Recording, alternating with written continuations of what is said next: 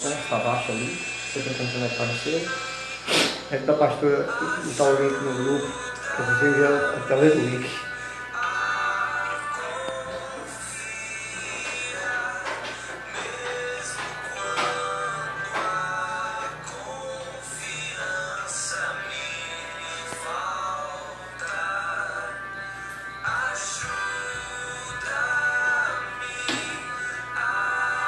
Pelo nome de Deus.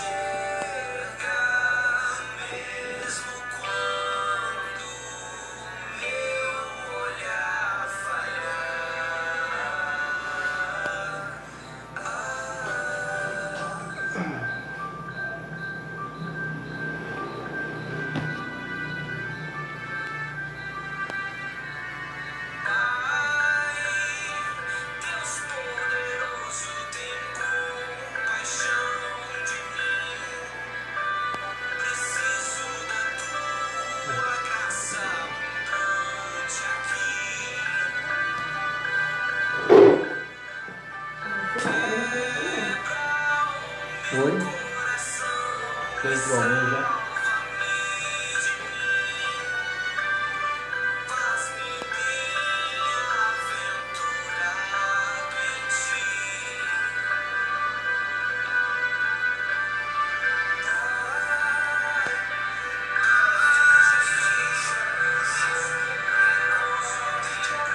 Você tá achando da sala? Show? Não, tá não.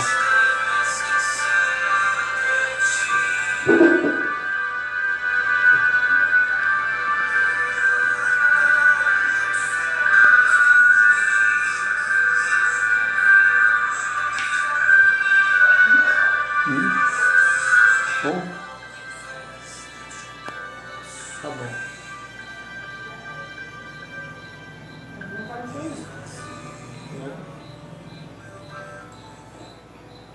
É, depois bota no link na igreja. Tem duas pessoas aqui. Cara,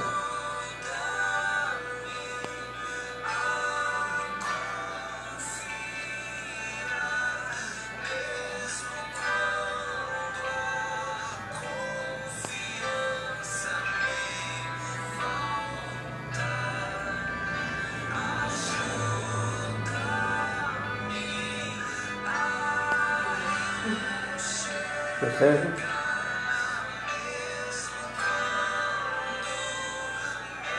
Tem 5 pessoas.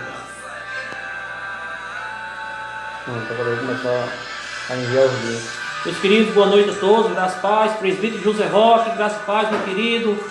Um abraço aí para você, sua família. Obrigado por sempre estar conosco aí, assistindo aí as nossas lives aí. Que Deus assim possa estar nos edificando. Um abraço a todos aí, da sua família e a todos da nossa querida igreja presbiteriana de Caicó. Verônica Campelo, boa noite, sejam bem-vindos, meus queridos, graça e paz.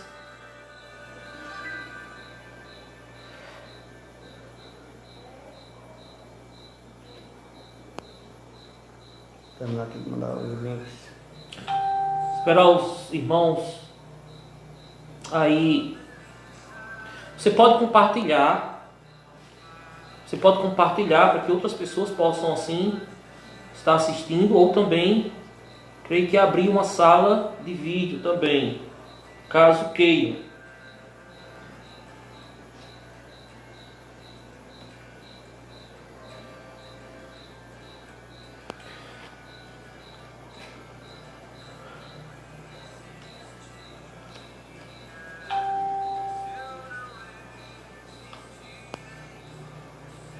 Boa noite, Edilson, Diane aí assistindo.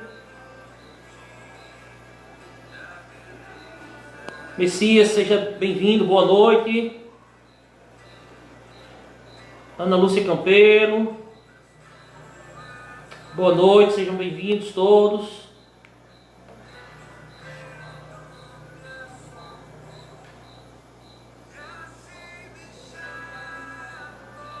como é que está, meus queridos, como está aí o som, não só o áudio, mas também a imagem está ok? Nos passe aí um feedback, por favor, para que assim possamos estar fazendo alguns ajustes aqui. Nós estamos aqui hoje para fazermos mais um estudo, um bate-papo, um momento bem bacana, como temos feito todos os sábados. E hoje nós estamos aqui na casa do nosso irmão Anderson e nossa irmã Flaviana. E nós vamos tratar hoje do tema Nossas Emoções à Luz da Teologia. Um tema bem bacana, temos para que assim bem atual, para que assim possamos estar trabalhando e, claro, né, crescendo em graça e conhecimento na palavra de Deus. Boa noite, você que está conosco, seja muito bem-vindo, muito bem-vindo. Nós vamos já começar o nosso estudo. Flaviana, posta no Facebook.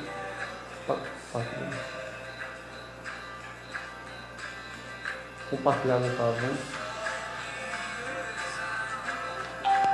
Nossas emoções à luz da teologia. Esse é o tema que vamos tratar nessa noite com vocês. Como sempre temos feito, nós queremos que você possa, se puder, claro, e quiser, interagir conosco, fazer perguntas, também fazer alguma colocação, algo que venha acrescentar ao nosso estudo, pode ficar à vontade. E boa noite a você que está entrando aí, que chegou agora. Seja muito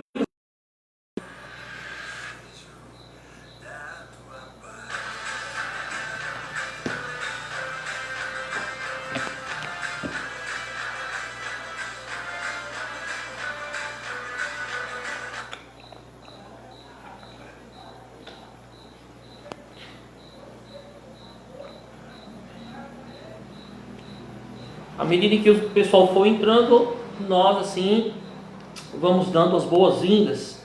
Adriana Rodrigues, boa noite, graça e paz, minha querida, seja bem-vinda. Nós vamos dar início ao nosso estudo nessa noite, o nosso bate-papo. Como falei, hoje nós estamos aqui na casa dos nossos irmãos Anderson e Alessandra. E Flaviana. Anderson e Flaviana, é porque Flaviana e Alessandra, elas sempre trabalham junto aí, é presidente da SAF, vice-presidente, e sempre as duas trabalham junto aí e eu às vezes me confundo, me perdoe. E Pedro Henrique está ali na sala. Nossos irmãos Anderson, Flaviana e Pedro Henrique. Hoje nós vamos trabalhar com o tema Nossas Emoções à Luz da Teologia, ou à luz da Bíblia, como queira, né, Anderson? Okay. Nós sempre temos procurado trazer temas que sejam atuais com principalmente essa situação em que nós estamos vivenciando. E hoje com certeza não será diferente. Com certeza Deus tem algo a falar conosco através da sua palavra. Boa noite, Francisco de Assis Silva, seja bem-vindo, meu querido. Francinildo Mateus, graça e paz, meus queridos, sejam bem-vindos. Eu quero convidar você a ler um texto comigo na palavra do Senhor, que se encontra no livro de Salmos, Salmo de número 13. Esse salmo é uma oração de fé do salmista Davi. Salmo de número 13.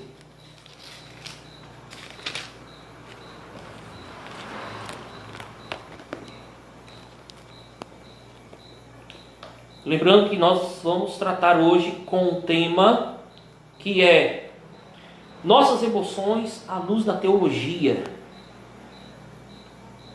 E vamos assim fazer a leitura do texto, Salmo de número 13. Eu vou ler, fazer a leitura do texto e você aí acompanha. E logo em seguida estaremos assim fazendo oração, pedindo para que o Senhor ele venha nos agraciar nessa noite com os ensinamentos da Tua Palavra, através das Escrituras, para que o Espírito Santo assim nos traga o discernimento, para que possamos entender a Palavra do Senhor, para que não venhamos procurar entender de conforme a nossa própria vontade, o nosso próprio desejo, mas de conforme aquilo que a Palavra de Deus ela assim nos ensina. Amém? Então, volte seus olhos para o texto. Creio que você já abriu sua Bíblia e nos diz assim a palavra do Senhor. Até quando, Senhor, esquecer-te-ás de mim para sempre? Até quando ocultarás de mim o rosto? Até quando estarei eu relutando dentro de minha alma, com tristeza no coração cada dia? Até quando se erguerá contra mim o meu inimigo? Atenta para mim, responde-me, Senhor, Deus meu. Veja o que diz o verso de número 3. Atenta para mim, responde-me, Senhor, Deus meu, ilumina-me os olhos, para que eu não durma o sono da morte, para que não diga o meu inimigo, prevaleci contra ele, e não se regozijem os meus adversários, vindo eu a vacilar.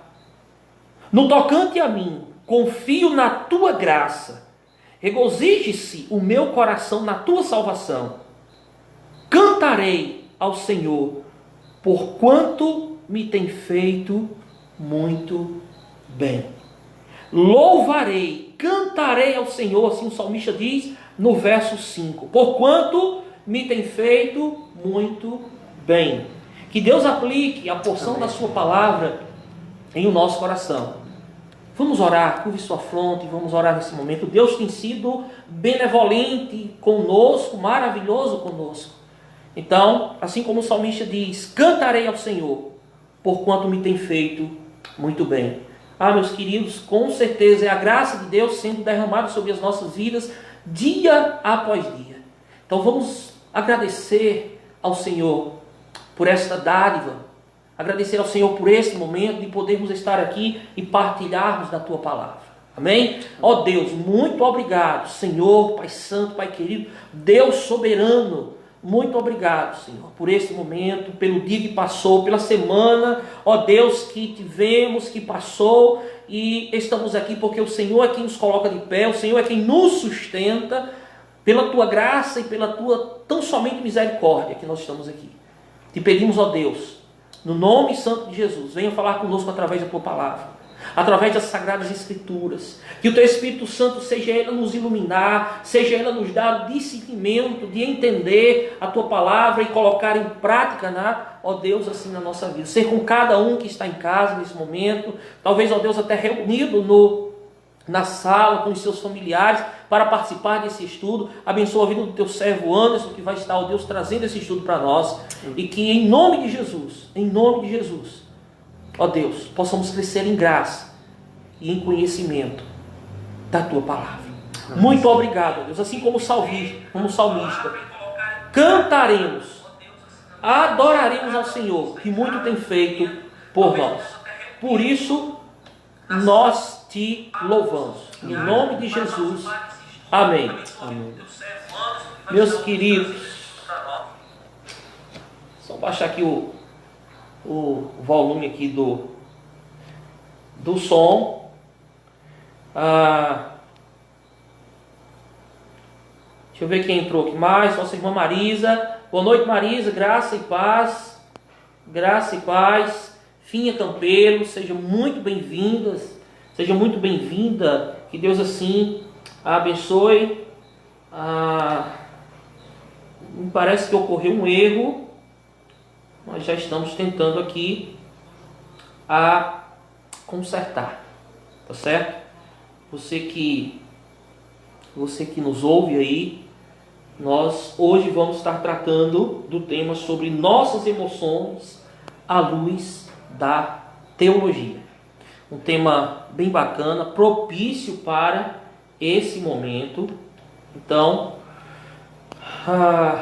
vamos lá, vamos dar início.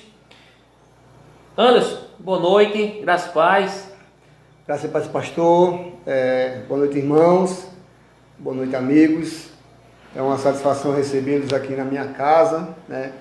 Espero em Deus que possamos contribuir com algumas informações que eu considero preciosas, para que possamos combater aí essas situações que nós estamos vivendo, né? Nós estamos vivendo um momento conflitante, há um conflito claro em nossas veias, entre a fé, a razão, né? As nossas sentimentalidades, e que Deus nos ajude para que possamos realmente conversar sobre essa temática da maneira mais simples possível, mas que tenha uma profundidade naquilo que realmente precisamos entender. Eu quero desafiar a você a assistir até o final. Eu quero desafiar você a compartilhar o link, né, desta live.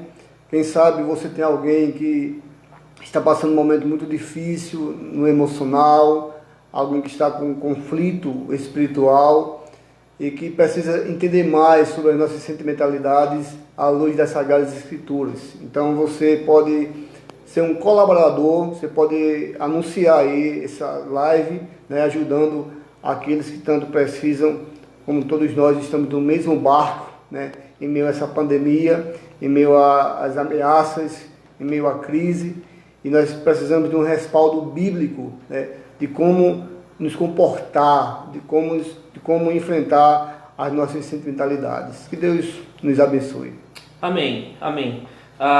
Maiane Aquino, boa noite. Fernando Mateus, boa noite, sejam bem-vindos. Paulo Roberto, seja bem-vindo. Pastor Edmilson, lá em São José do Mipibu. Pastor Edmilson, Cristina, Júlia, boa noite vocês. Heloísa Medeiros, sejam bem-vindos a todos. Anderson, nós estamos vivendo aí, você até falou um pouco, há um momento conflitante em meio a essa situação toda, em meio a esta pandemia. Só lembrando aqui que nós hoje vamos tratar do tema sobre nossas emoções à luz da teologia, ou seja, à luz das Escrituras Sagradas. E o que é que acontece? Onde muitas vezes, por essa questão ser conflitante, o que acontece é que muitas vezes a nossa fé e os nossos sentimentos, né, os nossos sentimentos parecem entrar em conflitos. Nos parecem entrar em conflitos. Então, o que é que acontece? Sofremos duas vezes. Sofremos pela pandemia e pelo sentimento de culpa. Então, nos parece aí que isso entra um pouco em conflito. E diante dessa situação que estamos vivenciando, que estamos passando e também enfrentando, nós vamos abordar esse tema, que eu creio que tem muito a nos ensinar. Um tema que ele vai vir, claro, à luz das Escrituras, ou seja, a própria palavra de Deus vai trazer luz sobre o que nós vamos tratar aqui nessa noite, teologicamente, sobre a questão dos nossos sentimentos, né? Da nossa sentimentalidade. E eu creio que assim, tentar encontrar um pouco de respostas para tantas dúvidas que nos sobrevêm e, com certeza, trazer um pouco de refrigério. Verdade, pastor. Né? As nossas vidas. E quando eu falo nossas vidas, eu falo no geral. Quantas pessoas não estão vivenciando essa quarentena de verdade, Anderson? Né? E, por exemplo, nós temos que sair e trabalhar, né? Geralmente prover para o nosso lar, mas nossas esposas que geralmente ficam em casa com os filhos, não é verdade? E não só os nossos, mas também pessoas que realmente estão impossibilitadas de trabalharem, pessoas que que são autônomas e aí não tem realmente, né, o que fazer, e aí vivenciam essa quarentena e de uma forma até um pouco, vamos dizer assim, um pouco não tão fácil. E isso nos sobrevém em muitas coisas, com certeza.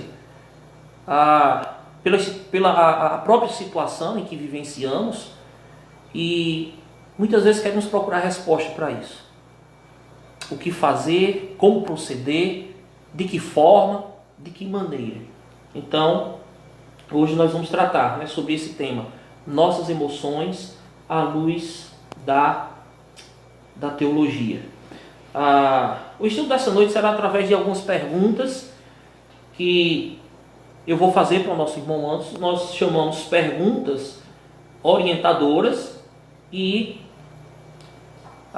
eu quero, né, se for possível, contar com a ajuda de vocês, assim como tem sido, para que vocês também possam perguntar, tirar dúvidas e também trazer algum comentário, algum acréscimo para que o estudo ele venha a ser bem mais esclarecedor e trazer conhecimento à luz da palavra de Deus aos nossos corações.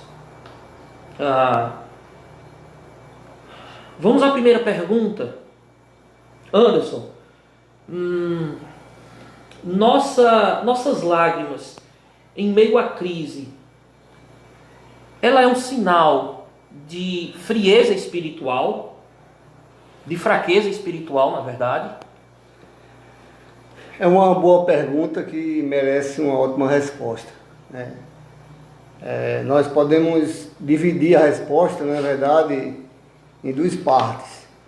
É claro que, à luz das Sagradas Escrituras, sim, pode ser sim, não necessariamente, fruto de fraqueza espiritual, quando a nossa espiritualidade está embasada em coisas materiais, em nós mesmos, né? Quando a nossa espiritualidade, na verdade, não tem apego à pessoa de Deus, né? Deus é apenas um vai que cola, né? Não há amor ao nosso Deus, não há contemplação, não há devoção. Então, pessoas que vivem com essa fé superficial, né? Essa fé, desculpa a expressão, hipócrita, certamente terão sim as lágrimas como resultado, né, de uma fraqueza espiritual. Mas falando aos crentes, falando àquelas pessoas que têm compromisso com Deus, que é devotada à pessoa de Deus, não necessariamente é fruto de fraqueza espiritual, né? As nossas lágrimas, podemos usar o exemplo de Jesus Cristo, né? Já que estamos aqui tentando fazer uma abordagem teológica, nós vamos olhar na pessoa de Jesus. Quem era Jesus? Jesus era aquele que possuía duas naturezas simultâneas, né? Ele era Deus e também era homem. Ele possuía, na teologia chamado de teantropia, né? Ele era o Theos e era o Anthropos. Então, Jesus Cristo, por várias vezes nas Sagradas Escrituras, ele chorou. Não só chorou, mas teve uma sentimentalidade, suas emoções totalmente abaladas, né? Vemos como, por exemplo, em Lázaro, né, ali em João 11, 35, 36, quando Jesus Cristo vai ressuscitar seu amigo Lázaro, e ele ficou totalmente comovido, sofrendo terrivelmente, e ele não aguentou as lágrimas e começou a chorar, né? E aí Jesus não só chorou pela incredulidade das pessoas, mas também vê o seu amigo morto. Então, Jesus Cristo é impecável, Jesus Cristo é perfeito. Então, se Jesus Cristo, sendo um Deus homem, chorou, quem somos nós para não chorar? Então, com base no Theos homem, no Jesus Cristo, Deus homem, nós podemos ter esperança e arrancar de nós toda a sentimentalidade de culpa, né? Na verdade, meus irmãos, quando Jesus Cristo chorou, isso é muito importante frisar, é que Cristo não era um ET, ele era Deus, mas também ele era totalmente homem. Então, Jesus Cristo possuindo uma mente saudável, onde a nossa mente reage às circunstâncias, então ele começou a ficar aflito, ele ficou triste e terminou caindo num pranto terrível. Então, assim, quando nós estamos diante do medo, da insônia, com ansiedades, né? Na verdade, eu sei que parece ser contraditório, paradoxal, mas devemos até agradecer a Deus, pois é fruto que você tem uma saúde mental decente. É resultado de uma mente sadia, pois só aqueles que vivem numa esquizofrenia, só aqueles que vivem uma doença mental, ou são aqueles que vivem drogados, aqueles que não têm noção da realidade, né? O corpo não reage às circunstâncias, mas qualquer ser humano, né, dotado de uma saúde mental sadia, certamente o nosso organismo vai responder, né, através justamente das nossas sentimentalidades, como resultado de uma mente sadia, né? Jesus Cristo não era nenhum masoquista, né? Jesus Cristo não ficava rindo à toa diante das adversidades, diante das ameaças, diante de tudo que ele ia sofrer, né? No Getsemane, ele chorou copiosamente. No Getsemane, o texto lá dá uma ênfase tão grande do sofrimento do Senhor Jesus Cristo, né? Em Hebreus nós vemos o relato de que Cristo orava chorando, orava em meio às lágrimas. Ou seja, Jesus Cristo, revelando, provando a sua humanidade, chorou. Então, meu querido ouvinte, meu amado irmão em Cristo, não é necessariamente fruto de fraqueza espiritual, mas sim uma reação, o nosso corpo respondendo às circunstâncias. Então, eu repito, necessariamente não é fruto de fraqueza espiritual chorar. Pelo contrário, é até mesmo uma qualidade divina, já que Cristo, sendo divino, chorou copiosamente. Anderson, nós, em meio à crise, e toda crise ou toda e qualquer situação que nós, até mesmo, vamos dizer assim, não só como cristãos, mas como ser humano, né? Nós, em meio às crises, em meio às situações adversas que nós passamos, até mesmo como você falou, isso é normal do ser humano. E assim, não tem como muitas vezes você evitar pela situação, evitar as lágrimas, né? Que aí vem de onde? Dos nossos sentimentos. A primeira pergunta foi: nossas lágrimas em meio à crise, em meio às adversidades, é um sinal de uma fraqueza espiritual? E aí nosso irmão Anderson respondeu à luz, assim, da palavra de Deus, que não. Há uma segunda pergunta, nós não temos nenhuma resposta, o pessoal até agora não fez nenhuma pergunta. Maiane, o que é que está acontecendo com você, com o Fernando? Estão quietos hoje? Vamos a uma segunda pergunta. Anderson, existe uma explicação teológica para a depressão, para as nossas depressões?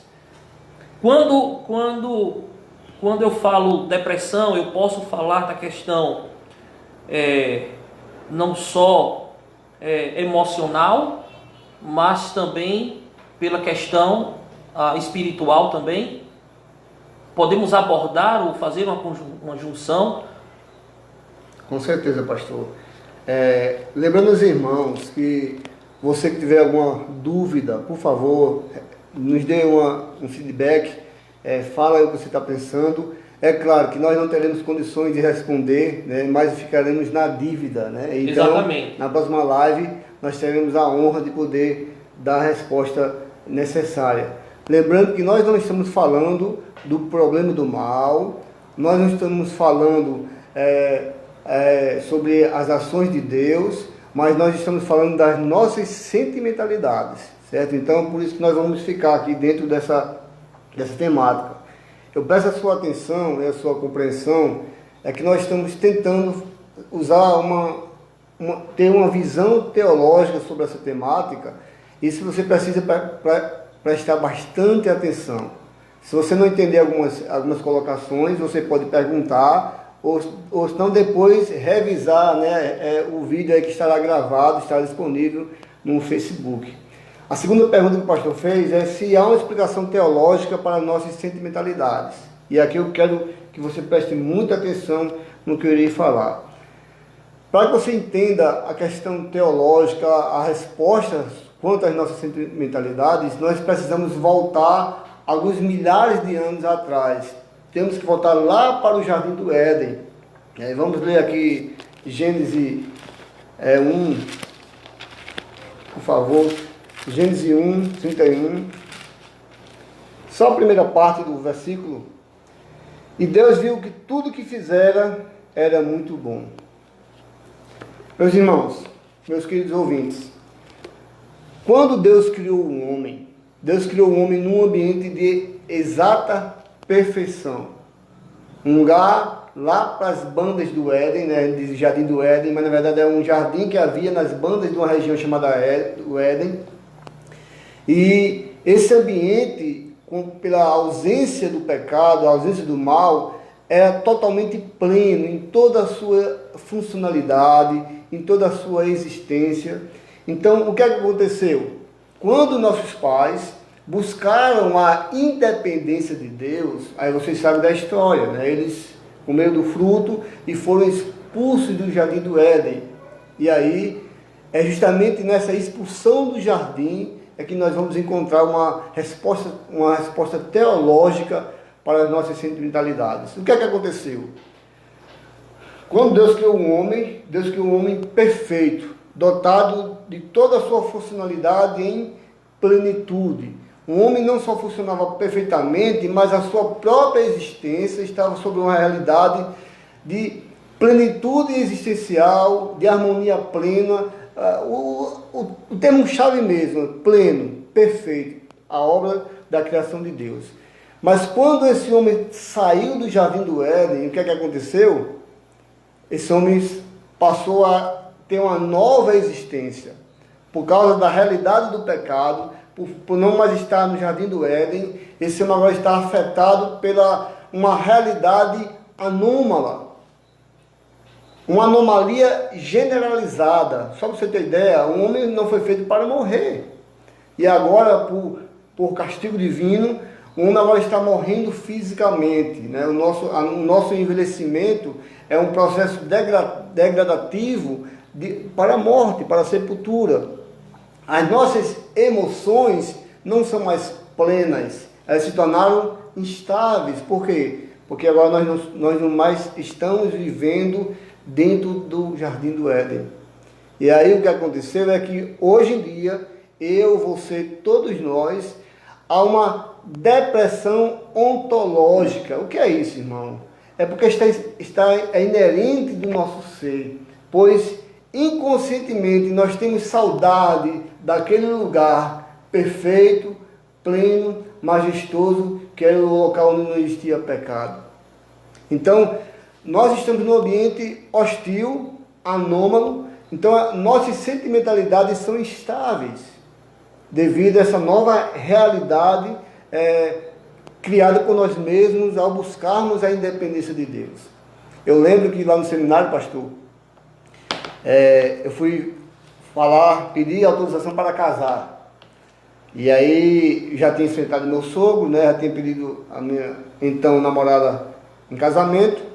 E tivemos que falar com um deão de alunos. E aí o deão de alunos, ele só poderíamos casar, né? Eu era um aluno interno, então eu só poderia casar se ele desse autorização.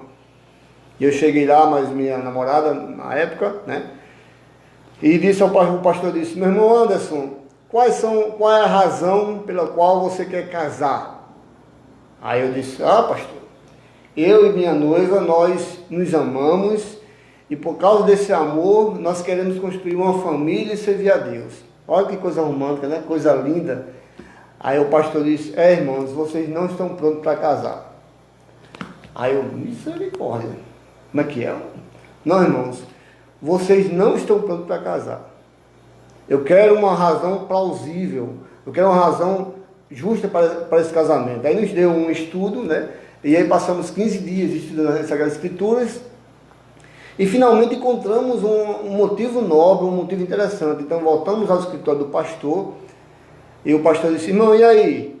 Eu disse: pastor, é o seguinte, nós nos amamos, mas nós queremos casar para a glória de Deus, para glorificar a Deus. Aí o pastor fez: irmãos, finalmente vocês encontraram uma razão, uma base sólida, pois nossas sentimentalidades, elas são instáveis. É como uma montanha russa que sobe, sobe, sobe, de repente desce e sobe. Então é instável, né? Tudo isso, toda essa instabilidade foi resultado lá do Jardim do Éden, né? Ou seja, o pastor disse: meu irmão, nós não podemos confiar nas nossas próprias sentimentalidades para sustentar um casamento. Então, você e eu, nós jamais iremos amar perfeitamente, jamais seremos amados perfeitamente, jamais teremos contentamento perfeitamente, porque o senso de contentamento, o senso de plenitude que está informado no nosso DNA, se perdeu lá no Jardim do Éden. E aí nós sentimos faltas, né? O homem se afastou de Deus, criou uma lacuna no coração, e esse vazio no peito, como alguém já disse, é tamanho de Deus. Só Deus pode preencher esse vazio no peito. E o homem geral vive essa depressão ontológica, então ele vai buscar nas drogas, nas festas, nos pecados, nas ideias religiosas, nos delírios dos falsos deuses, buscando uma fuga, né? E nós sabemos que só Deus pode preencher esse vazio no peito, nos tirar essa depressão ontológica. Porém, mesmo sendo nós crentes, mesmo sendo abraçados pelo amor de Deus, por essa graça transformadora, ainda há em nós essa falta, essa insatisfação em tudo. Por quê? Porque nosso corpo ainda não foi glorificado. Nós ainda estamos também na velha natureza, né, que habita em nós, mas a nossa esperança, o nosso consolo é que em breve, em breve, nossos corpos serão glorificados e finalmente nós vamos nos livrar de toda e qualquer depressão. Então, dentro dessa questão anômala, causada por não estarmos mais no Jardim do Éden, né? A opressão ela foi generalizada. Nós somos oprimidos pelas coisas da natureza, pela fúria da natureza, somos oprimidos por nós mesmos, somos oprimidos pelo próximo, somos oprimidos pelo coronavírus, e aí vai. Então, assim, nós, povo de Deus, e todos que creem na Bíblia, nós devemos buscar maturidade, saber a realidade da nossa existência. Eu sei que é um tanto pessimista, mas nós não podemos viver numa fuga neurótica, né, querendo ter uma qualidade de vida que, na verdade, não é uma proposta das Sagradas Escrituras. Então, há uma opressão, você precisa saber a causa do seu sofrimento, das suas depressões, né, isso é muito importante. O Siddhartha Gautama, o vulgo Buda, né, ele, buscando uma resposta para o sofrimento humano, ele teve uma assertiva muito interessante. Ele chegou à conclusão que o sofrimento humano se dá ao apego às coisas da vida, ao apego ao material, ao que é transitório. Ele acertou aí maravilhosamente bem, mas errou em não crer em Deus, errou em buscar através de 7 passos de perfeição a resposta para a felicidade.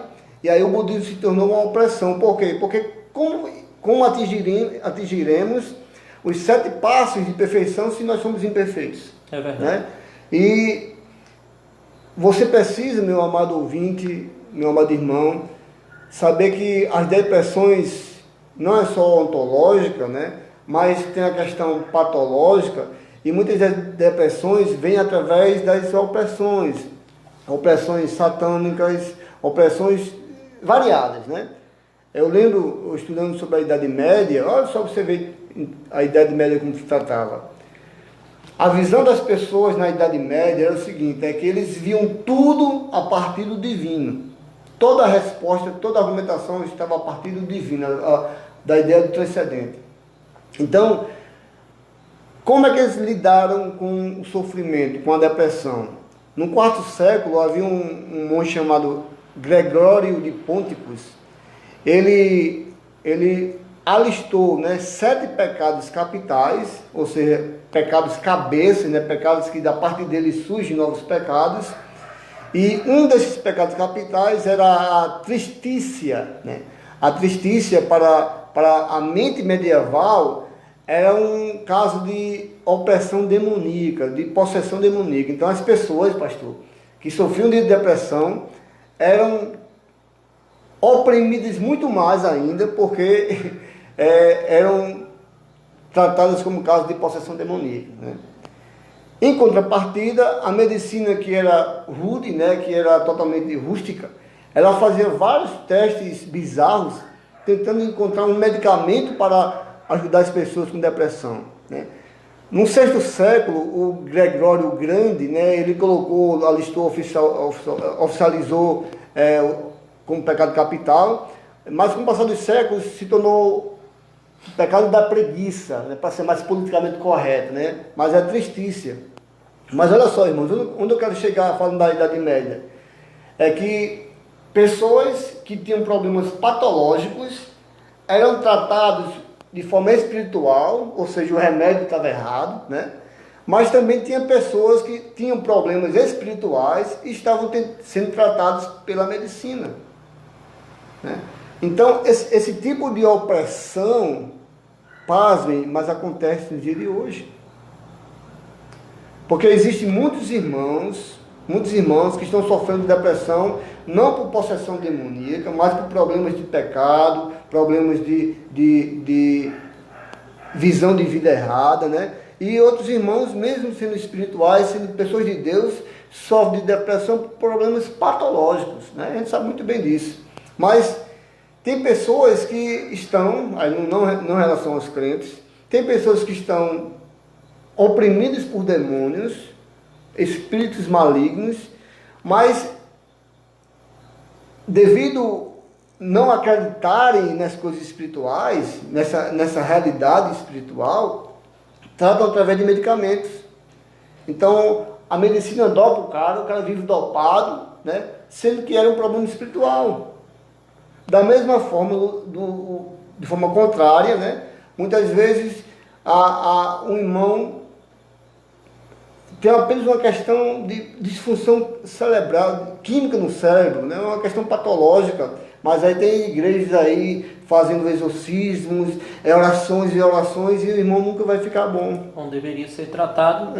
Aí a grande questão é que existem casos que tanto é patológico quanto é espiritual. Então nós precisamos voltar às Sagradas Escrituras e saber que existe uma realidade espiritual, meus irmãos. Existe sim, nós sabemos o quanto há opressão sobre nós. E é interessante que uma das opressões que mais atinge as pessoas é a nossa natureza pecaminosa. Ela é masótica. Ela gosta de sofrer. A nossa natureza ela é destruidora da felicidade. Nós temos o poder psicológico de fazer das dores um instante de eternidade, mas as questões, os momentos de felicidade de repente passam, né? Porque nós valorizamos muito a dor, o que nos aflige. Então muitas vezes nós estamos sofrendo não por opressão satânica, não por problemas da natureza, mas muitas vezes muitos irmãos estão sofrendo terrivelmente porque vivem escravos da natureza pecaminosa, que ela é masótica, destruindo casamentos, destruindo relacionamentos, né? Não tendo gosto pela vida, se tornando um ego absoluto, achando que só ele que sofre, que todo mundo... Então assim, precisamos respirar, precisamos entender que a depressão, as nossas depressões é uma questão ontológica, nós precisamos tirar essa tristeza em Deus, buscando Deus, né? E saber que há muita opressão sobre nós e que tudo isso acontece justamente porque nós não estamos mais naquele ambiente de perfeição, o ambiente que existia a plena presença de Deus ali no Jardim do Éden. Mais breve, logo em breve, na Nova Jerusalém, nós desfrutaremos dessa, mataremos a saudade que nós temos lá do Éden, né? A saudade incontida, a saudade que está no nosso inconsciente. E tudo isso, meus amados irmãos, eu sei que é um tanto complicado, né? Mas você precisa entender, é uma depressão ontológica, está do nosso DNA, né? É uma disfunção emocional, as nossas emoções não são absolutas, concretas, nós somos frágeis. Não vá na onda de Nietzsche, né? As pessoas nietzschianas, eu sempre faço na igreja, né, pastor? Os nietzschianos, Nietzsche, ele não quis saber de Deus, né? Ele acusou toda a religião, principalmente a religião judaico-cristã, e ele disse o seguinte: olha, crer em Deus, crer no divino é coisa para gente fraco. Nós somos super-homens e devemos enfrentar a vida difícil com ousadia e não depender de uma ideia, de um delírio chamado Deus. Mas, na verdade, o próprio Nietzsche provou que essa visão de mundo, de vida, é totalmente equivocada. Nietzsche vivia nos bordéis embriagados, fugindo da realidade, né, tendo como fuga. E, pasmem, o final da vida de Nietzsche, né, o grande filósofo e adorado pelos ateus, ele cometeu um suicídio. Então, precisamos reconhecer a nossa realidade, saber que nós não somos super-heróis, reconhecer, buscar em Deus contentamento, porque jamais estaremos satisfeitos. Eu amo minha esposa, eu amo meu lar, mas sempre eu vou querer mais, sempre haverá alguma falta, sempre eu vou querer algo mais. Por quê? Porque a minha plenitude, o senso de plenitude ficou lá no Jardim do Éden. Então devemos buscar o contentamento naquilo que Deus nos dá, e em Deus, né, na pessoa de Deus, buscar o nosso consolo, né, o nosso refúgio e a nossa fortaleza. O salmista, Anderson, ele expressa sua confiança. O salmo que nós lemos no início, o salmo de número 13, você que acompanha aí desde o início, é uma oração de fé, o salmista Davi, e no verso 5 ele diz: no tocante a mim, confio na tua graça. Ele diz: confio na tua graça, regozije-se o meu coração na tua salvação. Mais uma vez aqui, o salmista, como a Bíblia de Gênesis a Apocalipse, ela nos traz uma concepção, dentre tantas, mas uma é a confiança do homem deve estar tão somente no Senhor. Por que isso? Eu falei dias atrás que sempre que o homem quer fazer, eu acho que foi quarta-feira, estava trazendo uma palavra para o grupo de oração da faculdade hoje, e eu falei sobre a limitação do homem. Em algum certo momento eu falei, o homem ele é limitado, então ele não consegue fazer tudo por si só, né? Na força do seu braço, como diz o próprio salmista, né? Uns confiam em carros, em cavalos, outros na força do seu poder. Aí ele diz, mais uma vez ele diz: mas eu porém confio no Senhor, né? Então o que é que acontece? Há essa limitação do homem, e aí o homem vai esbarrar sempre nisso. Então a confiança do homem tem que estar em Deus. E nós estamos tratando aqui nessa noite do tema Nossas Emoções à Luz da Teologia. Boa noite a você que entrou agora, há pouco tempo aí atrás, estava vendo aqui a Adriana Dantas, a nossa irmã Tereza Cordeiro, sejam bem-vindos, minhas queridas. A Johnny Eduardo Araújo, ele falou que a câmera está puxando o foco um pouco, né? São algumas coisas que nós vamos nos adaptando aí, Johnny, e com certeza nós estamos tentando, né, ver essas questões. Muitas pessoas, elas nesse período, elas foram obrigadas a lidar com situações, e uma dessas situações, né, para muitas igrejas, que caso a nossa, é lidar com a questão da transmissão. E como muitos professores que agora estão tendo que lidar com a aula virtual, não é, Anderson? Então tudo são ajustes, é tudo novo, mas nós chegaremos lá. Mas muito obrigado por passar esse feedback Tem algumas perguntas aí para nós. Tem algumas perguntas aqui. A Maiane disse que não tinha pergunta. Maiane, vamos lá. Eu acho que tem um aqui. Maiane e Mateus. Maiane e Fernando Mateus. Deixa me ver aqui. Fernando tinha perguntado aqui em relação a essa questão, quando você estava falando de pecado, essa questão, ele tinha perguntado, no caso aí, tudo é gerado por causa do pecado, né?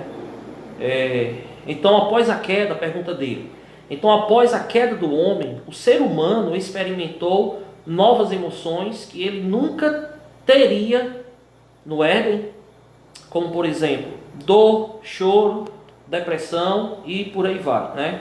Ele perguntou isso. A resposta já nos adiantamos aqui, é claro, porque é o ambiente de perfeição, né?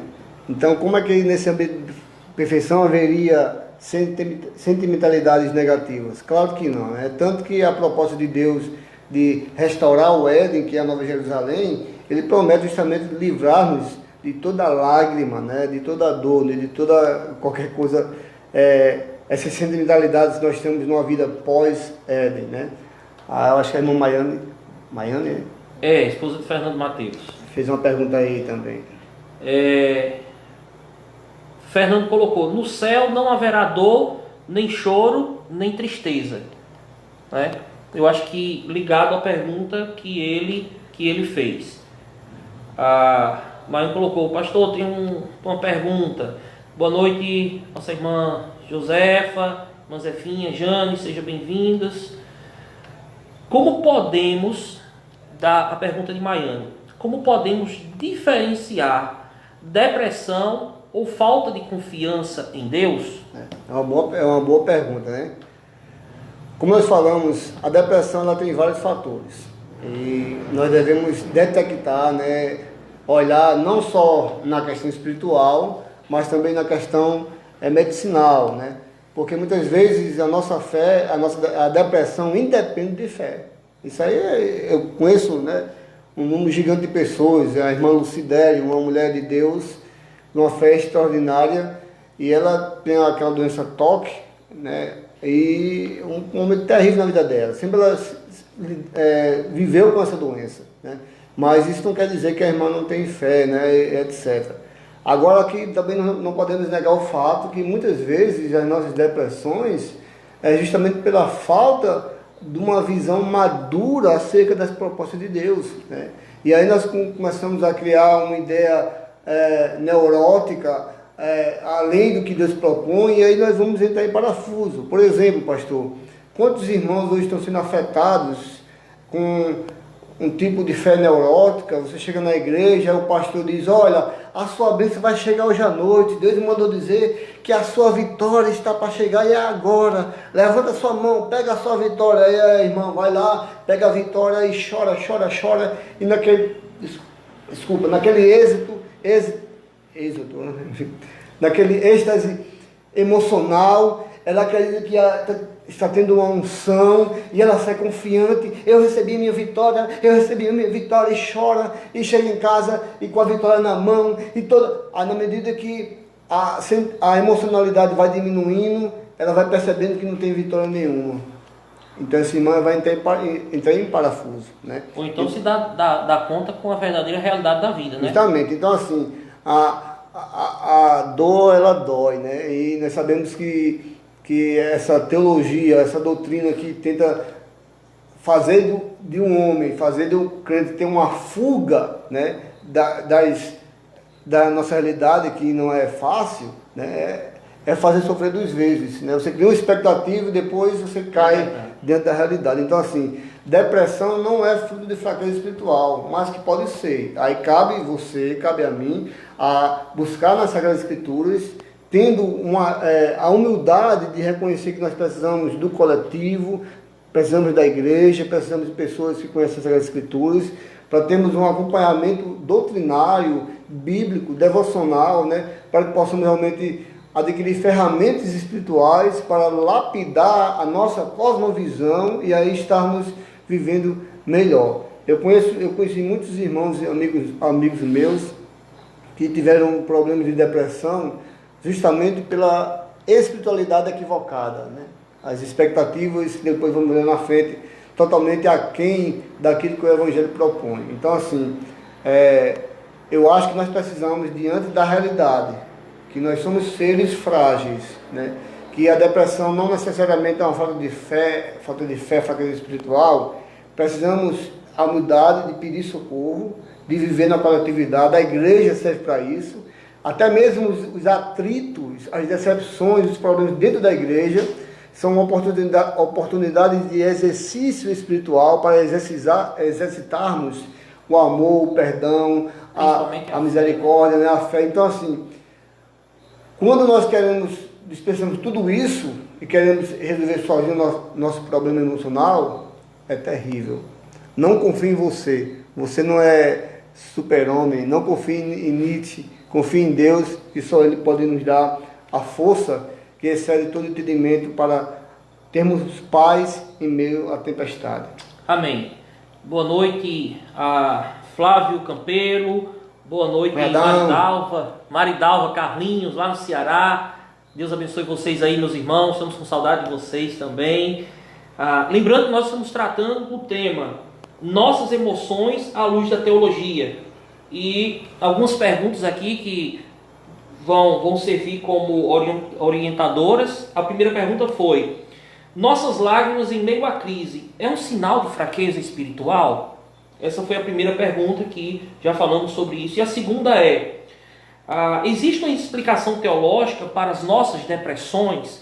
E aí, quando falamos depressões, nós estamos tratando da questão da sentimentalidade, né? Sofrimentos em geral. Exatamente. Então, tem aqui tem uma pergunta aqui de João Eduardo, e ele perguntou o seguinte: qual o caminho para uma estabilidade emocional? Sabemos que o que antecede, melhor dizendo, a depressão é a ansiedade. Isso é verdade.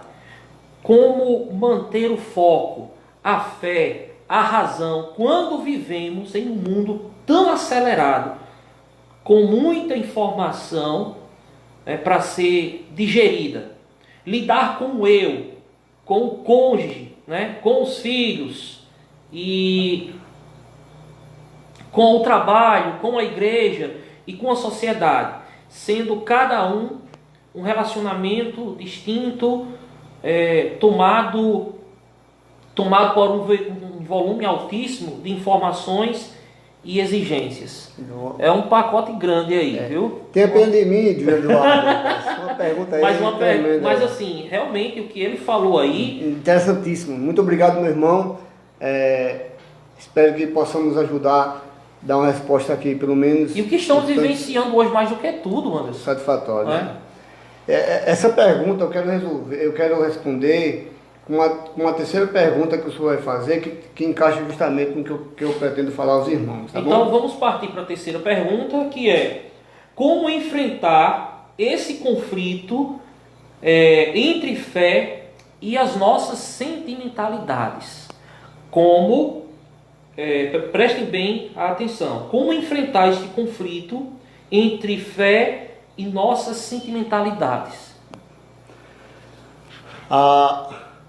Na primeira questão respondida, nós falamos que o nosso corpo ele reage, né, às circunstâncias. Então, o fato de você estar sofrendo, o fato de você estar ansioso, na verdade você deve até dar glória a Deus, porque você tem uma saúde mental, né, sadia. Só quem vive com algum tipo de esquizofrenia ou vive drogado é que não consegue viver a realidade. Então, louvado seja Deus, meu irmão, louvado seja Deus porque você tem uma saúde mental, certo? Se você está com medo, se você está aflito, se você está preocupado, é sinal que a sua mente, a sua psique está respondendo de forma salutar às questões que estamos vivenciando. Como enfrentar este conflito entre fé e as nossas sentimentalidades? Aí engloba toda a pergunta que o irmão João Eduardo fez, né? Irmãos, eu coloquei aqui, nós precisamos fazer 2 desconstruções. E eu quero que você preste atenção no que eu irei falar, porque a minha dicção não ajuda muito, então você precisa bastante atenção para entender a minha argumentação. Nós podemos afirmar a solução com esse enfrentamento com uma frase: através da fé bíblica. Através da fé bíblica. Como é que podemos ter fé bíblica? O que é fé bíblica, né? É uma boa pergunta em cima de outras perguntas, de outras respostas. Então, para que você tenha uma fé bíblica, para que nós possamos usufruir desta fé bíblica, hoje eu vejo, irmãos, de tudo que estou analisando, nós precisamos fazer 2 desconstruções necessárias. A primeira desconstrução é desconstruir os conceitos mitológicos das sentimentalidades dos nossos heróis da fé. Desconstruir os conceitos mitológicos das sentimentalidades dos heróis da fé. E aí eu vou usar aqui 3 exemplos, né, dos nossos heróis da fé. Primeiro, o profeta Jeremias, né, como é que diz aquele texto lá, ainda que o fruto não dê a sua... Abacuque, como é que diz? O fruto, Abacuque capítulo 3, o fruto da ovelha pinta, né, as ovelhas sejam arrebatadas do aprisco, e não haja fruto, gado no... Dá um branco agora, mas vai falando aí que eu vou ler o texto. O profeta Jeremias, quando olhamos para os eventos e para a sua reação, ficamos, é uma bênção, é impressionante. Mas quando esquecemos de ver, de perceber, de contemplar as sentimentalidades de Jeremias, nós vamos criar um mito opressor. Irmão, Jeremias foi o profeta que mais chorou nas Sagradas Escrituras. Os comentaristas chamam Jeremias de um profeta chorão. Então, posso ler? Pode ler, pastor, por favor. Abacuque capítulo 3, vou ler do verso 17 em diante. Ainda que a figueira não floresça, nem haja fruto na vide, o produto da oliveira minta, e os campos não produzam mantimentos, as ovelhas sejam arrebatadas do aprisco, e nos currais não haja gado. Todavia, eu me alegro no Senhor, exulto no Deus da minha salvação. Ele diz no verso 19, o Senhor Deus é a minha fortaleza, e faz os meus pés como as da corça, e me faz andar altaneiramente. Amém. Quando nós vemos de coragem, né, de fidelidade ao Senhor, nós esquecemos que por trás disso há muito sofrimento. Alguém que chorava. Então Jeremias foi o profeta chorão. Eu quero dar ênfase a isso porque Deus foi tão generoso para comigo, para com você. Deus foi tão honesto que Ele fez questão de registrar as sentimentalidades negativas, assim por dizer, dos seus servos. Esses homens são tipos seu, tipos meu. Nós devemos olhar para esses homens e não só enxergar a sua fé, não só enxergar os eventos, mas tentar se identificar com suas próprias sentimentalidades. Jeremias chorava, pasmem, Jeremias chorava copiosamente. Diferentemente do que dizem por aí, né? Um profeta cheio de poderoso, um profeta poderoso, acima das dores, acima de qualquer coisa, não. Ele é um homem que foi fiel ao Senhor, adorava o Senhor, mesmo meio a lágrimas. Outro personagem, irmãos, que se tornou para mim um mito opressor, eu já falei na igreja várias vezes, eu sempre toco nessa tecla, é o irmãos, quando eu era novo convertido, nos meus primeiros anos de crente, eu passei por uma provação terrível. Eu tive várias percas, sabe? E eu estava realmente deprimido, cabisbaixo, sabe? Sofrendo muito. E aí eu lembro que os irmãos chegavam para mim e diziam, meu irmão Anderson, Lembro de Jó. Jó passou por isso, por aquilo, e você é fichinho do que você está passando, leva da cabeça, rapaz. Né? Então, o que é que os irmãos queriam me ajudar, mas terminava me matando, irmãos. Por quê? Eu começo a olhar para Jó e digo, não, então eu não sou crente, não. Porque realmente eu tão pouquinho e eu estou aqui gemendo, então eu acho que eu não sou crente.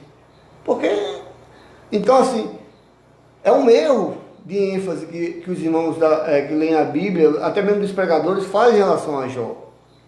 É verdade que Jó foi fiel ao Senhor? Sim. É verdade que Jó provou a sua fidelidade? Sim. Mas o Deus de Israel, o Espírito Santo que inspirou a escrever Jó, ele fez questão de registrar as sentimentalidades de Jó, os seus conflitos. Jó, meus irmãos, ele amaldiçoou o dia do seu nascimento. Já imaginou? Isso é coisa de quem tem pensamento suicida, não estou em relação a Jó, certo? Jó, por 16 vezes, teve a humildade de verbalizar, vomitar toda a sua ansiedade, lançar sobre Deus, dizendo, por que, Senhor? Até quando, Senhor? 16 vezes, irmãos. Então, Jó chorava, Jó gemia, mas permaneceu fiel ao Senhor. Então, quando quando eu olho para Jó hoje, me consola, me ajuda, por quê? Porque eu sei que Jó chorava também, pastor. E eu, por que não posso chorar? Por que não posso ficar triste? Primeiro, eu tenho uma mente sadia, equilibrada, que reage às circunstâncias. Segundo, eu não sou de ferro. Né? Então, irmãos, infelizmente, fizeram da figura de Jó um mito opressor. Ah, meu irmão, leva a tua cabeça, rapaz, e sei lá, crente. Olha só, Jó perdeu isso, perdeu aquilo. Levanta a cabeça, rapaz. Não, meu irmão. Jó chorava, certo?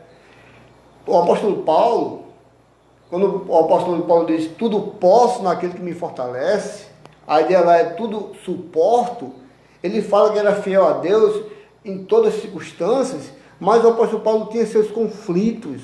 Romanos 7, nós vemos ali seu desespero, seu conflito interno. Em 2 Timóteo, Paulo falando ao seu amigo, ao seu amado filho Timóteo, ele o convida para ser coparticipante de seus sofrimentos. Quando ele fala que todos abandonaram, né? Também. Todos abandonaram o apóstolo Paulo, mas interessante que em meio à adversidade, o apóstolo Paulo estava, segundo Timóteo, na sua segunda prisão, dentro de uma masmorra, um lugar sombrio, frio, fedorento, estava no corredor da morte, porque Nero logo em breve ia matá-lo. Mesmo assim, ele criou forças para encorajar os irmãos, mas ele disse, pois estou bem certo que ele guardará o meu tesouro. E o tesouro para Paulo, meus irmãos, não eram as circunstâncias, não era aquilo que eu e você damos valor hoje em dia, era o Evangelho e suas implicações graciosas. Eu lembro que o irmão Fernando, semana passada, de forma muito honesta, eu achei aquilo lindo, né? Sobre estarmos firmes no Senhor, e ele disse, irmão, não é fácil, e de fato não é fácil, né? Então, meus queridos irmãos, precisamos ter uma fé bíblica. Que fé bíblica é essa? Que tem uma visão realística dos nossos heróis da fé. Eram homens de verdade, homens que, é como se Deus estivesse falando, eles foram fiéis mesmo chorando. Essa é a proposta da Bíblia.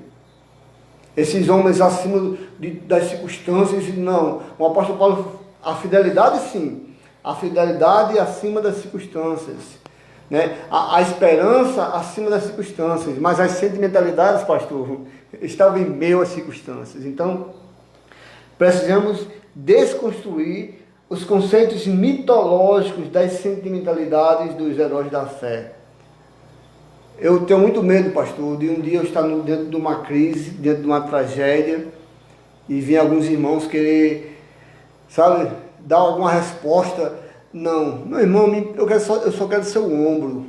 E eu confesso, irmãos, que eu já passei muitas situações que eu cheguei diante dos irmãos, não abri a minha boca, apenas emprestei meu ombro para a pessoa ter a chance, a oportunidade de chorar. Chorar é um escape emocional dado por Deus para que possamos não surtar. Então, precisamos desconstruir, irmãos, essa ideia mitológica. Então, Paulo, Jeremias, Jó, todos os heróis da fé eram homens que sentiam dores, homens que choravam, homens que tinham medo. Elias, ele destruiu 400 profetas, foi... eu não sei se 400, desculpa aí, de Baal. Baal, e depois estava desejando a morte, com pensamento suicida, com uma profunda depressão. Então, assim, por favor, meu irmão, não sofra duas vezes. Devemos sofrer bem. Eu sei que parece ser contraditório, mas sofrer bem é ter a maturidade do que a Bíblia diz, do que somos, E a segunda desconstrução, para que possamos ter uma fé bíblica, é desconstruir as falsas expectativas concernentes ao Evangelho. Você tem que entender, meu irmão, que não são as circunstâncias que falam de Deus. Você não vê essa doutrina, esse pensamento na Bíblia. Não são as circunstâncias que falam de Deus. Nós estamos aí sendo sufocados por um lixo teológico, sabe, de uma doutrina satânica, que leva o homem a ser o centro do universo, que a vitória financeira vai chegar, e que tudo isso, aí quando o homem vê que não tá tendo a vida que ele queria ter, então ele começa a questionar a Deus. Isso é uma falsa expectativa, é um equívoco. Se você for ler as Sagradas Escrituras, só existe uma promessa, uma evidência da prova do amor de Deus que o Evangelho promete, que é a cruz. A cruz. Deus prova o seu amor pelo fato de ter morrido por nós, ainda nós sendo nós pecadores. A maior prova de Deus, o que Deus poderia fazer de maior por todos nós, seria morrer na cruz. E aí, desculpe a sua dor, desculpe o que você está passando, mas não existe dor na terra que possa superamudar o favor que Cristo fez por nós na cruz. A cruz é o nosso bálsamo, é a nossa força motora, é o que nos dá a bendita esperança que o apóstolo Paulo tanto falou. O apóstolo Paulo, quando compara a realidade aqui, ele diz que as leves e momentâneas tribulações provocam eterno peso de glória. Está em Romanos 8, se eu não me engano. Então, assim, precisamos, irmãos, tirar de nós as falsas expectativas. Não são as circunstâncias. Não é o seu casamento, não é a sua saúde, não é a ausência do corona, não é nada. Não são as circunstâncias que falam de Deus. A cruz é que fala de Deus. As Sagradas Escrituras é o que fala de Deus. E você precisa ter essa coerência, essa expectativa correta. João 16,33 diz o seguinte: tenho-vos dito isto, para que de mim tenham paz. Olha só que contradição. Jesus diz, para que de mim tenham paz. Aí diz, no mundo tereis aflições, mas tem bom ânimo, eu venci o mundo. Alguns pregadores dizem que aqui é uma promessa na Bíblia, a promessa é que nós vamos ter aflições. Mentira. Jesus Cristo está prometendo isso. Jesus está revelando uma realidade em nossas vidas. Ele estava prestes a morrer. Os discípulos estavam com uma ideia equivocada, uma expectativa totalmente equivocada acerca do Evangelho, acerca de Deus, acerca de Jesus Cristo. Eles estavam seguindo Cristo numa expectativa de um Salvador político. E não era essa, nunca foi a proposta de Jesus Cristo naquele momento com o Evangelho. E esses homens, eles sofreram terrivelmente ao ponto de eles mesmos abandonaram Cristo na cruz. Então, meu irmão, se você teima em ter falsas expectativas quanto à realidade, quanto ao que Deus quer, ao que Deus nos propõe, você vai, primeiramente, viver sofrendo muito mais. Segundo, você vai fazer como os discípulos, vai trair, abandonar o Senhor Jesus Cristo. Meus irmãos, nós precisamos, como diz em Filipenses 4, 6 e 7, a paz que excede todo o entendimento. Então, assim, eu preciso saber que as minhas sentimentalidades, não é necessariamente fruto de fraqueza, mas que pode ser. Eu preciso fazer uma análise, eu preciso procurar a fonte do problema. Eu preciso saber que o ser humano, de forma geral, é uma realidade ontológica não é com A, não é com O, ontológica, uma depressão, uma falta que nós perdemos, daquilo que nós perdemos lá no Jardim do Éden. E aí, diante de tudo isso, precisamos ter uma fé bíblica, desconstruindo as ideias mitológicas, das sentimentalidades dos nossos heróis da fé, e também desconstruindo as falsas expectativas, até do próprio Deus, né?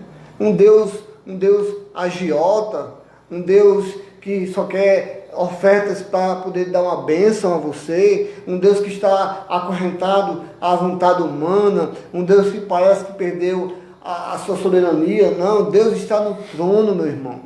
Deus está no trono. Nós precisamos ter uma fé bíblica. E aí, nós podemos passar a noite toda aqui usando vários versículos. E por final, pastor, nós precisamos, irmãos, voltar aos salmos de lamento. O salmo de lamento, irmãos, é algo tão maravilhoso. Mais do que uma narrativa histórica, mais do que uma composição de poemas musicalizados, Deus fez questão de revelar aqui de forma honesta as nossas sentimentalidades instáveis. Nós precisamos, irmãos, chegar diante de Deus com honestidade e dizer: Senhor, eu estou com medo. Senhor, eu estou até duvidando, Senhor. Me ajuda, aumenta a minha fé. Senhor, eu estou ansioso. Não adianta, irmãos, chegarmos diante de Deus travestidos de poderosos, travestidos de supercrentes, se Deus sonda os nossos corações e sabe que nós estamos mentindo. Olha só, coisa interessante. O pastor leu o Salmo 13. Olha só que coisa interessante. Ele começa dizendo aqui: até quando, Senhor, tu esquecerás de mim para sempre? Olha a perspectiva que o salmista estava tendo aqui nesse momento. Até quando esconderás o rosto de mim? Até quando relutarei dia após dia com tristeza no meu coração? Até quando o meu inimigo se exaltará sobre mim? Irmãos, olha só, o salmista aqui, ele está fazendo da sua oração o seu divã, ele está verbalizando suas sentimentalidades, os seus horrores diante de Deus, porque Deus sabe o que está passando no coração dele. Ele faz esse descarrego, ele coloca para fora. Aí ele continua, versículo 3: atenta para mim, ó Senhor meu Deus, responde-me, ilumine meus olhos para que eu não durma o sono da morte. Ele está com medo, irmãos, ele está apavorado. 4 diz: para que meu inimigo não diga, prevaleci contra ele, os meus adversários não se alegram com a minha derrota. Irmãos, olha só que coisa maravilhosa. Olha o que é que Deus está ensinando para você hoje à noite. O salmista, existe uma linha muito tênue entre alguém que se desabafa a sua sentimentalidade diante de Deus. Existem aqueles, desculpe a expressão, arrogantes, safados, canalhas, que questionam a Deus, que dão ordem a Deus, que travam a briga com Deus. Não é isso que eu estou falando, não. Eu estou falando de sermos honestos com as nossas sentimentalidades diante de Deus. E quando nós, irmãos, verbalizamos, quando nós confessamos, quando nós falamos com Deus, quando nós fazemos esse descarrego emocional, aí, meu irmão, nós enxugamos as lágrimas, voltamos à consciência plena e começamos a glorificar a Deus. Olha só o que foi o que aconteceu aqui. Versículo 5, irmãos, olha a mudança de atitude do salmista. Veja só, até agora ele estava questionando, ele estava desesperado. De repente ele diz: mas eu confio na tua misericórdia, meu coração se alegra na tua salvação. Cantarei ao Senhor, porque Ele me tem feito muito bem. Meus irmãos, precisamos voltar ao salmo de lamento, sermos sinceros com as nossas sentimentalidades. Na oração do Pai Nosso, quando Jesus Cristo repreende a hipocrisia, é porque nós não podemos chegar travestidos, mascarados de supercrentes, de homens cheios de fé. Não, nós somos sensíveis, nós somos fracos.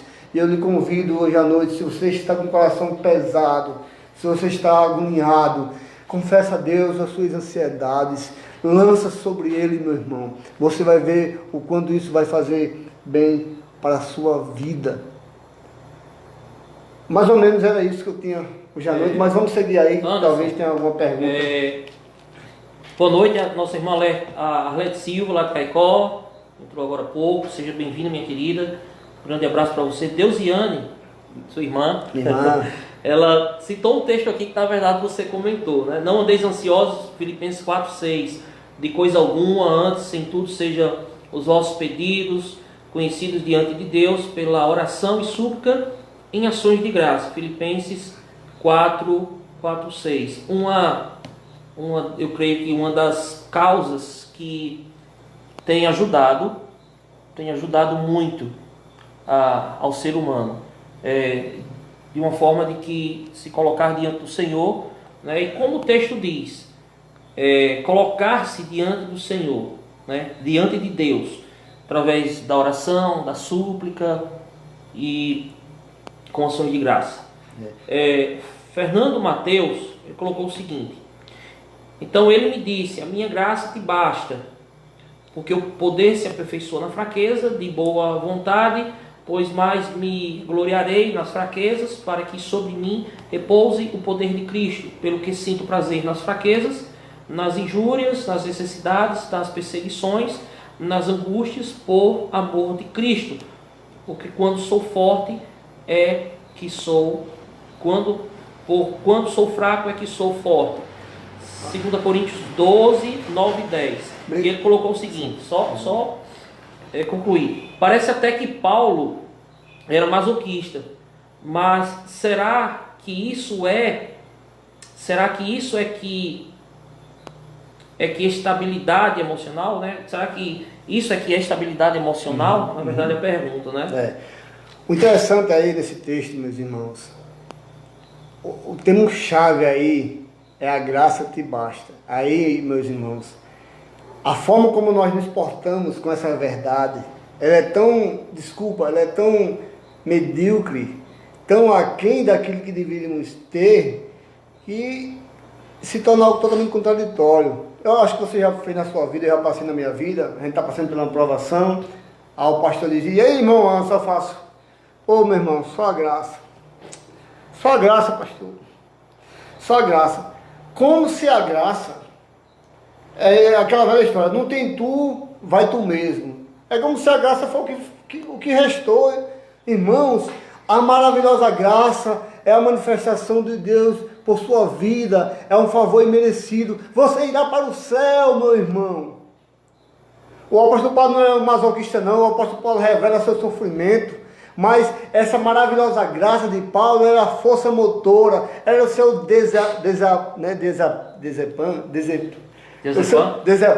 era o seu bálsamo, porque a dor ela dói, mas se nós valorizarmos a graça de Deus, irmão, saber que eu e você, nós merecemos, irmãos, o inferno, nós merecemos a rejeição de Deus, nós somos uma fábrica de pecados, todo dia estamos ofendendo nosso Deus, e Ele nos ama eternamente.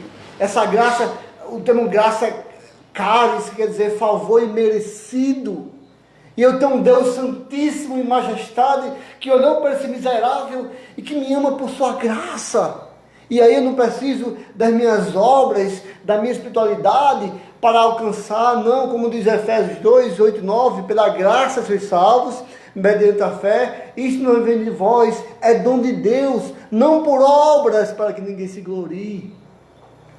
Obrigado, irmão Fernando, por esse versículo maravilhoso. A graça nos basta, porque verdadeiramente, irmãos, é a maior joia que nós temos em nossas mãos. A nossa saúde é instável, a nossa vida física passa, os bens ficam, mas a graça, ela é poderosa, onde mudou o pecado, superando a graça, maravilhosa graça, soberana graça de um Deus soberano que nos escolheu graciosamente antes da fundação do mundo e tem uma proposta para nós em breve, a bendita esperança que é o céu que nos espera, né? O céu que o irmão Fernando falou na semana passada. Precisamos, irmão, botar nossa visão além das circunstâncias. Precisamos fazer como o apóstolo Paulo fez, olhar para a cruz em termos eterna gratidão a Deus, apesar das mazelas, e olhar para o futuro na esperança que nós vamos sair dessas mazelas. Isso é a fé bíblica, meus irmãos.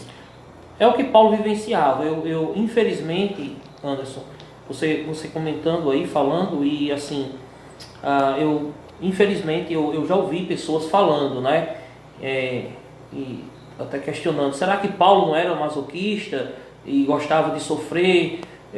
Isso tudo tem sido levantado por causa de um evangelho falso que tem sido pregado, né? De que o crente ele tem que viver bem em toda e qualquer situação, o crente ele tem que estar bem. Se o crente estiver passando por problema porque ele está em pecado, ele não pode adoecer, como se o crente ele fosse... O reverendo Hernandes Dias Lopes ele fala o seguinte: nós não estamos em uma redoma de vidro, né, como se fosse um campo de força. Não, nós estamos vulneráveis à morte, a acidentes, a situações, a própria pandemia. Então, eu volto aqui para o texto que o nosso irmão Fernando Mateus citou, né? O que Paulo está querendo dizer é que ele está diante dessa realidade, mas o cuidado de Deus era sobre a vida dele, e nós temos que entender isso. O cuidado de Deus é sobre a nossa vida. O próprio texto que você leu lá, quando o próprio Jesus diz: no mundo vocês enfrentarão aflições, dificuldades, mas ele nos chama a atenção para uma coisa, né? Ele diz: tenham bom ânimo, pois eu venci. Então Jesus ele nos chama a atenção para quê? Para que tenhamos o bom ânimo nele, né? Que ele é a nossa razão, é a nossa esperança, é nele que nós devemos colocar, depositar a nossa fé, né? E como antes falou, olhar para Cristo, que é o autor e consumador da nossa fé. Quando nós paramos e fitamos os nossos olhos no problema, na situação, qual a nossa tendência? É cair. Porque nós estamos dando ênfase ao problema, à situação. E estamos esquecendo de que temos um Deus que é superior à situação, superior ao problema. Verdade. Então, é isso que acontece, né? O versículo é minha irmã Deusiane, um abraço minha irmã, é minha segunda mãe, eu digo lá em casa. Ela procurei, pastor, que eu não estou achando aqui não. Filipenses 4, 6 e 7. Não está aqui. O que Filipenses diz aqui, 4, 6, é justamente o que eu falei em relação ao Salmo de Lamento. O final diz o seguinte: diante de Deus com oração, súplica e com ações de graça. Gratidão. Ou seja, eu chego diante de Deus angustiado, eu estou suplicando, eu estou verbalizando, né? Eu estou fazendo da minha fé o meu divã, ao maior de todos os psicólogos que entende a minha mente, entende o que eu passei. Cristo entendeu muito bem isso na sua humanidade, com exceção do pecado. E aí, depois que eu faço tudo isso, eu já começo a glorificar Deus, porque eu confio que Deus vai fazer. Deus é maior do que as circunstâncias, né? Então, assim, meus irmãos, nós precisamos valorizar a graça de Deus, precisamos desconstruir os equívocos que nós temos em relação aos heróis da fé, as expectativas.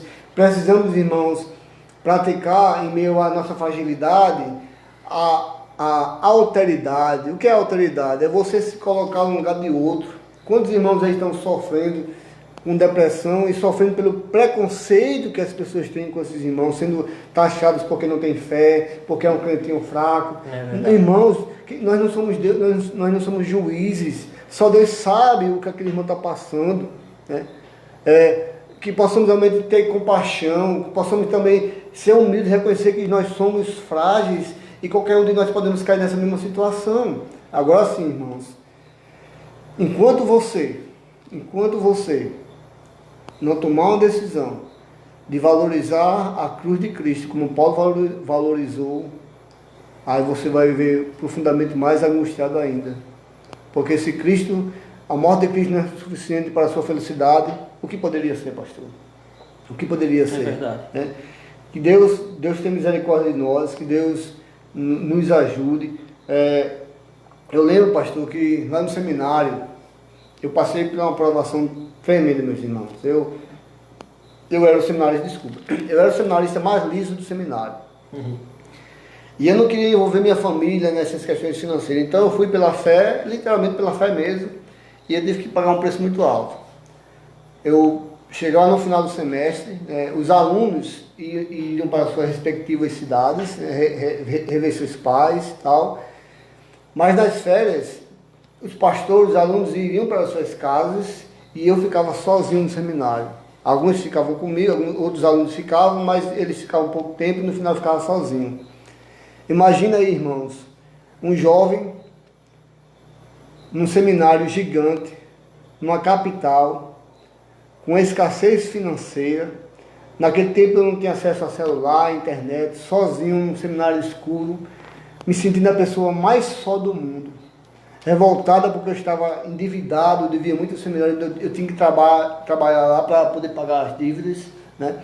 Então eu ficava angustiado, é tipo uma prisão, as horas não passavam, eu comecei a viver aquele momento de frustração, de revolta, de angústia, de como é que pode uma coisa dessa, eu vim servir a Deus, eu deixei emprego, deixei tudo, estou aqui passando privações na alimentação, não tem ninguém para conversar, eu estava quase pirando e tomado por uma revolta muito grande, irmãos. E aí, quando eu cheguei no meu quarto, né, cheio com desgosto, pensando em desistir de tudo, né, eu lembrei que tinha um livro que um professor deixou para que pudéssemos ler nas férias e serviria para ser usado no próximo semestre, que o livro chamava Conhecimento de Deus, de Packer, um livro maravilhoso, Conhecimento de Deus, de Packer. E aí eu tinha que ler esse livro para valer nota para o outro semestre, né? Eu tinha que ler e fazer uma resenha sobre esse livro. Então eu fui ler não porque eu queria, mas porque eu tinha necessidade de ler esse livro. Irmãos, na medida que eu comecei a ler esse livro falando da soberania de Deus, da graça de Deus, do amor de Deus soberano sobre mim, sabe, irmãos, eu fui começando a tomar, pastor, eu fui tomado pelo consolo, pastor.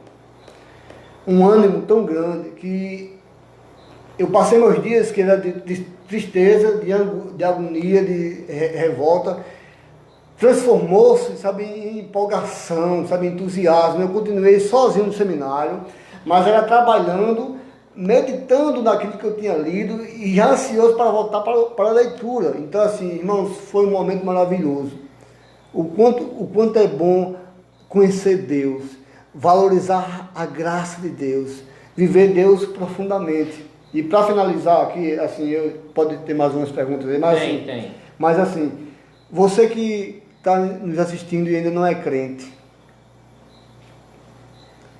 enquanto você não nascer de novo, enquanto você não professa Jesus diante de Deus e diante dos homens, você vai fazer, de tudo que eu estou dizendo aqui, não vai ter sentido na sua vida. Você precisa nascer de novo como Nicodemos nasceu. Você precisa arrepender dos seus pecados, independente se você nascer num lar cristão ou não, independente se você conhece a Bíblia ou não, você precisa nascer de novo. Você precisa ser tomado pelo dinamis, que é o poder do Santo Espírito que nos transforma, nos regenera e nos dá essa paz que excede todo entendimento. Sorri em meio a tempestades. Mesmo chorando, mesmo gemendo, eu não desisto do meu Deus, porque eu sei em quem tenho crido. É o lema do apóstolo Paulo. Eu sei em quem tenho crido, pois eu estou certíssimo que Ele é poderoso para guardar o meu tesouro até o dia final. E Deus nos abençoe, irmãos. Pastor? Amém. Lembrando que nós estamos tratando do tema as nossas emoções à luz das Escrituras, ou seja, à luz da teologia. Temos dois comentários aqui. Muito bom. Maridalva, né? Enquanto viver neste mundo, iremos passar grandes dificuldades. E ela diz, mas em Romanos 1,8 diz que nenhuma condenação há para aquele que está em Cristo Jesus. Então tenhamos fé, nós somos pessoas vitoriosas, eu creio. Cremos nisso também, minha irmã. Amém. Amém, amém. Né? Então Deus seja louvado. Cremos nessa vitória de que o preço foi pago na cruz, ou seja, como Paulo fala, né? Cristo guardará o nosso depósito. O John Eduardo tinha colocado uma boa explanação sobre o estudo, né? E aqui ele fez um comentário aqui. Ele colocou: o tema é excelente. Estudos mostram que nos dias atuais todos têm desenvolvido algum tipo de distúrbio psicológico e emocional. Isso é verdade, viu, Anderson? Uhum. A busca incessante para preencher esse vazio com conquistas materiais e pessoais, como a fração é muito pequena dos que conseguem tais feitos. Obrigado. A frustração atinge a muitos e até os que se dizem realizados. Em alguns momentos serão novamente confrontados por este vazio. Por quê? Porque só quem preenche é Deus. Isso é verdade. Que seja Ele nosso refúgio e fortaleza em meio a tempos tão difíceis. E ele colocou: imagina Jesus convivendo com os homens nos tempos atuais. Misericórdia. Imagina Paulo nos tempos atuais. A graça é um pilar na estabilidade emocional. Verdade. Compreender ela é ter um pouco de autoconhecimento, pois temos que admitir que merecemos o inferno e que Ele nos ama incondicionalmente. Amém. Verdade, John Eduardo. Na verdade, eu já me peguei, Anderson, fazendo essa pergunta, não é? Assim, se estivéssemos hoje diante de um homem como o apóstolo Paulo, não é? Como seria? Ou até mesmo o próprio Jesus nos nossos dias atuais, né? E assim, são perguntas que nos vêm à mente, né? Fernando Mateus colocou: parabéns pelo bate-papo, excelentes explanações sobre o tema. Verdade. Meus queridos, creio que já estamos nos minutos finais. Antes, alguma consideração mais? Agradecer a paciência de todos, né? Eu peço que você possa rever este vídeo mais de uma vez, né, para que você possa entender. Foi dito muita coisa em pouco tempo, e aí é necessário revermos para que possamos meditar melhor sobre a temática. Eu quero orar agradecendo a Deus pelo momento, né? Amém. Orar agradecendo a Deus porque a Bíblia nos deixa chorar, né? A Bíblia nos permite entristecer e a Bíblia permite sermos seres humanos, né? E eu louvo a Deus pelo exemplo do meu Senhor Jesus Cristo, que chorou copiosamente e não teve vergonha disso, né? Chorou, mas por causas nobres, que possamos, como Ele, se tiver de chorarmos, também chorar por coisas nobres, e não por causa dos nossos pecados, e não por tantas coisas que muitas vezes nós somos os causadores, nós somos nossos próprios algozes, né? Vamos orar, meus irmãos. Eu agradeço mais uma vez, que você possa também compartilhar, né? Mesmo depois da live, você possa compartilhar aí ao maior número de pessoas possível. Quem sabe, apesar de nós mesmos, Deus possa usar esse bate-papo para abençoar outras pessoas. Então eu quero orar e depois o pastor segue aí, tá bom? Amém. Obrigado, meu Deus, porque nós sabemos que, com base na Tua palavra, ó Deus, nós sabemos que somos fracos, nós não somos super-homens, e que precisamos, ó Deus, da Tua graça, precisamos da coletividade, precisamos dos irmãos, precisamos vivermos, ó Deus, a humildade da alteridade, ó Deus, se colocar no lugar dos outros, ó Deus, tentar não tratar com preconceito os irmãos que estão sofrendo mais do que nós, Senhor. Deus, em nome de Jesus Cristo, aqueles irmãos que estão passando por sofrimentos que não há explicação humana, não há explicação teológica, Deus, capaz de dar uma resposta plausível. São mistérios, ó Deus, que nós não podemos entender e que só lá na glória, ó Deus, que poderemos muito bem saber o porquê tais coisas aconteceram, Senhor. Ó Deus, enquanto nós estamos aqui sem entender muitas coisas, mesmo perplexos, o Senhor possa, Deus, nos dar o conforto, ó Deus, e que possamos ter a nossa visão, ó Deus, além das circunstâncias, ó Deus. Tenhamos uma fé, ó Deus, transcendente, ó Deus, que vai além dessa realidade, Senhor. Que possamos, ó Deus, ter a mesma sentimentalidade do apóstolo Paulo, ó Deus, de ter o céu como uma ardente expectativa, Senhor. Todas as suas promessas para conosco, ó Deus, não são mentiras, não são fábulas, não é um delírio, ó Deus, mas é uma promessa de um Deus santo e verdadeiro, ó Deus, que vai cumprir no dia teu, Senhor. Muito obrigado pela tua graça, maravilhosa graça, ó Deus, que nos dá a condição de estarmos contigo, ó Deus, mesmo sem merecer, Senhor. Nos dá uma boa noite, ó Deus, que possamos, ó Deus, encontrar em Cristo, Senhor, em Cristo, essa paz que excede todo entendimento. Obrigado, ó Deus, pela liberdade religiosa, na qual nós estamos, ó Deus, de poder falar a tua palavra, mesmo que seja, ó Deus, ciberneticamente. Em nome de Cristo, amém. Amém. Amém. Meus queridos, muito obrigado por você que esteve conosco e acompanhou o estudo. Que Deus possa ter falado ao seu coração, possa ter trazido mais conhecimento. Obrigado pelas pessoas que comentaram, deixaram seu comentário, fizeram perguntas. Isso é bom porque acaba nos ajudando e também sempre aprendemos, né, Anderson? Sempre aprendemos. Obrigado pelo bate-papo. Esse feedback ele tem sido muito bom em relação a essas questões. Que Deus os abençoe. Eu quero deixar aqui o convite para que amanhã você possa, às 19 horas, estar conosco. Amanhã nós teremos culto de louvor e adoração, como temos feito, via live, direto da igreja. Amanhã quem estará trazendo uma palavra aos nossos corações é o nosso irmão Bruno. E que Deus assim possa nos abençoar a sua vida, abençoar o seu Amém. lar, abençoar a sua casa. Amém. Nós assim... essa é a nossa oração a cada dia, que logo logo isso passe e que assim possamos voltar a estar juntos em coletividade e adorando e louvando e engrandecendo o nome do Senhor. Amém. Pois só Ele é digno de toda a honra, toda a glória e todo o louvor. Amém. Que Deus abençoe assim a sua vida grandemente. Muito obrigado. Amém.